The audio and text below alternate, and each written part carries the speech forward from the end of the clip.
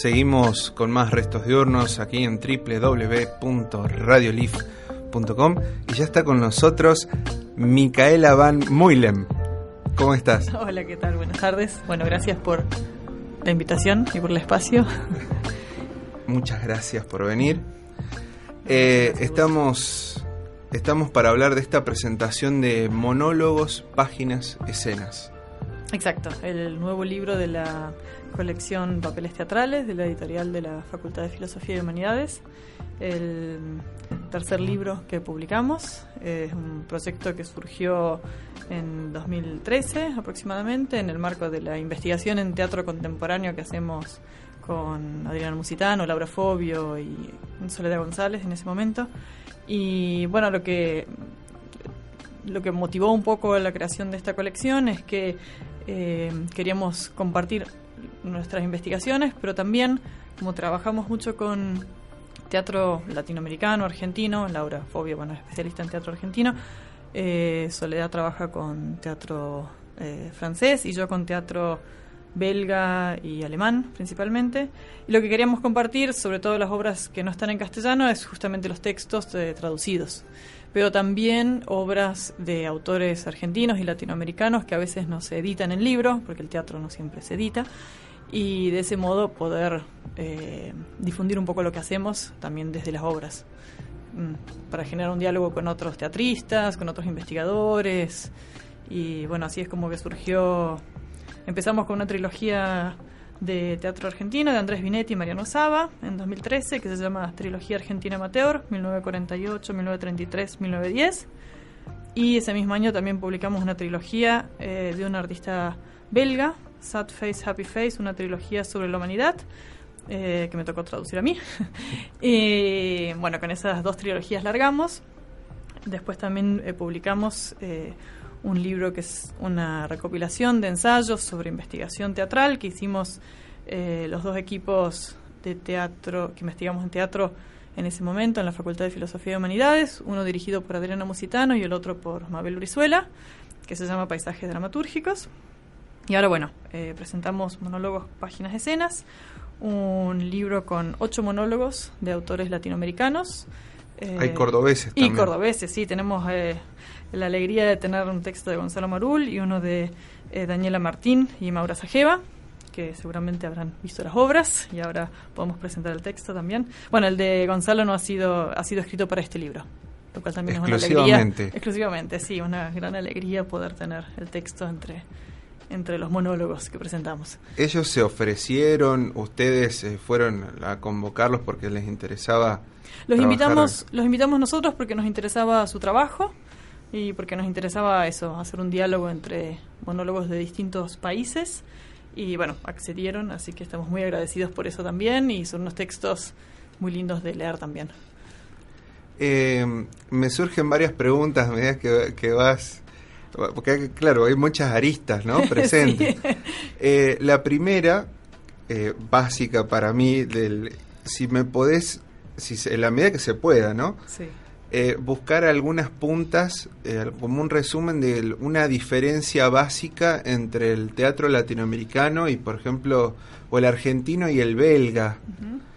Me llama la atención, sí. ¿Qué se puede encontrar de muy distinto? En realidad cada vez encontramos más cosas en común entre los teatros de ambos espacios. En el belga, que es con el que yo he trabajado más, tiene una particularidad quizá, que es el de la problemática de la lengua. Bélgica es un país en donde se hablan, como en Suiza, distintas lenguas. Hay 3 lenguas oficiales, el francés, el neerlandés y el alemán, pero la coexistencia entre estas lenguas y entre sus variantes dialectales es como muy compleja.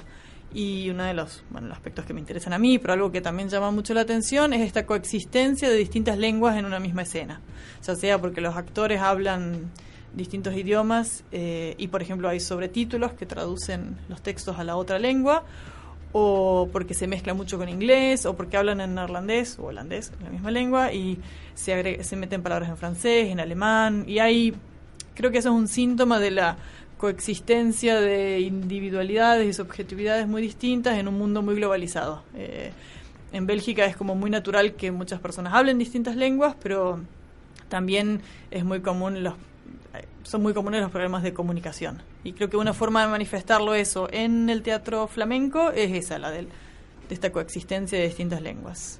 Perdón, para que me quede claro sobre todo, en una obra de teatro al mismo tiempo están hablando distintas Sí, por ejemplo es muy lenguas. Interesante, en Jan Lauwers, su compañía se llama Neat Company, tiene la particularidad de trabajar con performers de distintos países, y entonces lo que él suele hacer es escribir el texto en su lengua materna. Él siempre dice que él escribe el texto en su lengua materna, pero nunca lo escucha en esa lengua, porque o bien, como hacen muchas giras internacionales, hablan todos en inglés, o hablan en francés, o cada performer habla en su propia lengua. La japonesa habla en japonés, el danés habla en danés, y la comunicación se establece a través de, claro, los sobretítulos, que son en la lengua del país en donde se representa la obra. Pero en Bélgica mismo se representa con sobretítulos en francés y en neerlandés. Pero sí, en la misma obra se hablan distintas lenguas.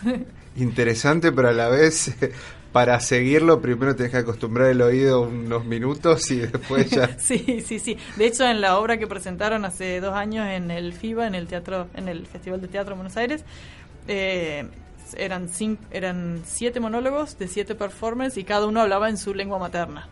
Y una de las actrices y bailarinas, que es la pareja de Jan Lauwers también, habló en neerlandés, pero después una parte también la dijo en castellano porque quería hacer como el cruce con el público acá, porque bueno, acá no estamos muy acostumbrados a ese juego. Claro. Entonces, bueno, todo con sobretítulos, excepto la parte en que pronunció en castellano unas frases. Qué interesante. Me deja pensando también que en el teatro latinoamericano, siendo que acá también hay una variedad de lenguas madres, pero que están suprimidas por un castellano que trata de acaparar todo, y que tal vez estaría bueno rescatar o hacer obras de teatro que acá los desconozco al campo en profundidad, capaz que, no sé, Laura lo puede saber mejor, o seguramente vos, digo Laura, por el teatro argentino y todas esas cosas. Sí, por supuesto. Se me viene así con la lengua, qué sé yo, la lengua quilloa, o el guaraní mismo, sí. No conozco yo personalmente si hay obras en otras lenguas, pero seguramente Laura sí. Y si no, es una pregunta interesante, sí, cómo se puede incorporar esa problemática de las lenguas. Sí, me dejó pensando, porque allá de alguna manera en esa convivencia, vos me contás esto de que hay problemas de comunicación básicos, porque sí, si hay 3 lenguas oficiales, ya digamos, no es que nadie dice yo soy más que vos, de alguna manera. Claro, no. Bueno, es muy interesante porque Bruselas es la capital y es oficialmente bilingüe, pero hay un predominio del francés, y los que hablan neerlandés u holandés suelen decir que son extranjeros en su propio país. Entonces hay también conflictos de convivencia, de qué lengua tiene más peso, así como el español ha como oprimido las lenguas originarias de acá de América. Eso también pasa en distinta medida, entonces, bueno, eso también se ve mucho en el teatro, sí.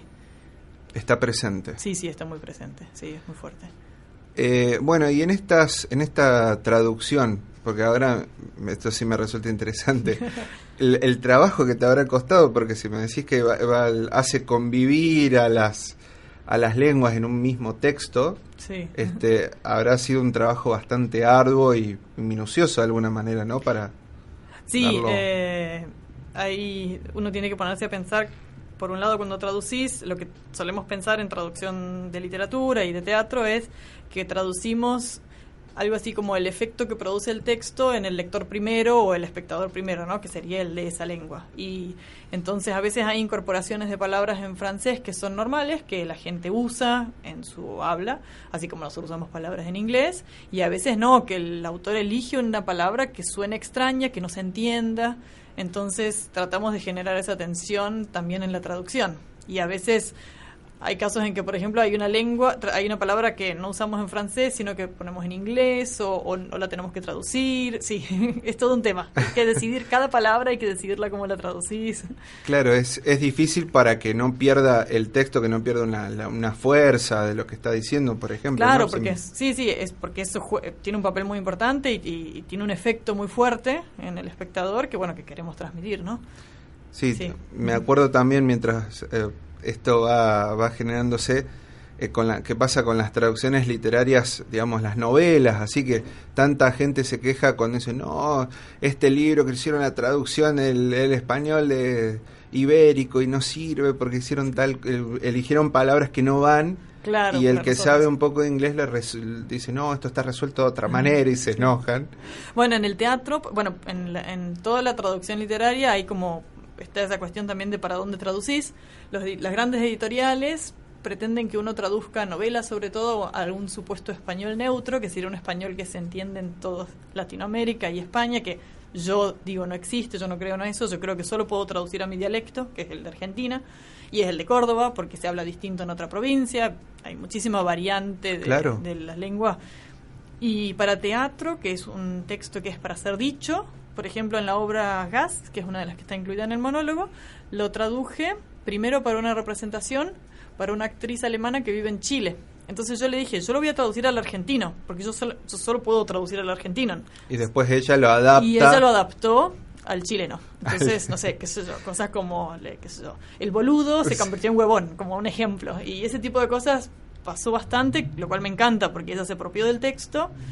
Y esa discusión de cómo se traduce y a qué dialecto es todo un tema, sí, muy interesante. Pero está muy bien en realidad, porque es lo que quiere el autor de alguna manera, ¿o no? Sí, porque yo creo que sí. Él sabe que se va transformando el texto en los diferentes lugares donde se presenta, donde hacen la puesta, la obra. Me imagino, no sé si el autor me dijiste que estuvo acá en el festival. El Jan Lauwers, el de la trilogía Sad Face, Happy Face, sí. El autor que está incluido acá, el autor belga Tom Lanois, no estuvo, es otro, pero que también tiene ciertos usos particulares de la lengua.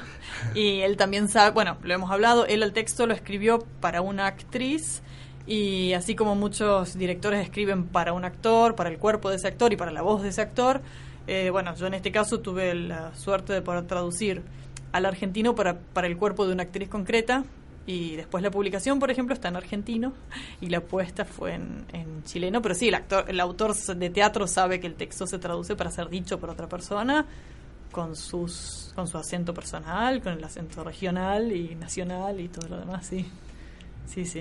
Está bueno que se acepte eso. Me quedo pensando si hay algún autor que, por ejemplo, que no quiera que pasen esas cosas, o que genere un conflicto, porque no, mira, a mí tal cual lo que digo, porque si no...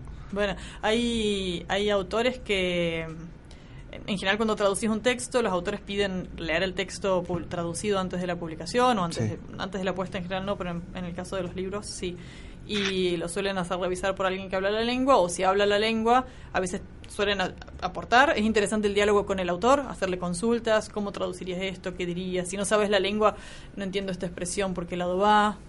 Algunos son muy celosos y quieren opinar ellos, y a veces cuando hablan un poquito de castellano, no mucho, ahí están los conflictos, porque ellos aprendieron una cosa y quizá aprendieron algo de España, y decís, bueno, en Argentina hay ciertas cosas que se dicen distinto. Claro. Sí, ahí a veces hay como, no sé, asperezas que hay que limar. Yo siempre tuve buenas experiencias, pero hay muchas anécdotas al respecto, sí. Me quedaba pensando que, bueno, con Gonzalo Marul, del rosarino al cordobés, no hay problema. No va a haber mucho problema. Claro, no, exacto. Ahí no intervine en el texto, no me tocó traducirlo a Gonzalo. Sería bueno. Bueno, Micaela, contame entonces, mejor dicho, recordame cuándo va a ser este evento. El evento es este miércoles a las 19 horas en la Sala Susana Carmona, en el Teatro Real, y van a estar los autores argentinos, Gonzalo, Maura y Daniela, y también va a estar Daniela Bobbio, que es la traductora del texto del portugués, y vamos a estar con Laura Fobio y Adriana Musitando charlando también. Y va a haber una serie de lecturas de fragmentos de las obras, lecturas performáticas, les dijimos, en donde los autores u otros invitados van a leer algunos fragmentos para compartir, y después brindaremos con un vinito. Bien, o sea, bien completo va a ser. Por supuesto, hacemos todo. Como tiene que ser. Bueno, Micaela Van Muylem. Qué difícil. Es que quiero decirlo como Mühlem o algo así, no, te voy a hacer caso como me dijiste antes, es Mühlem. Eso, sí. Micaela Van Mühlem, muchas gracias por haber estado. Muchísimas gracias a vos por la invitación.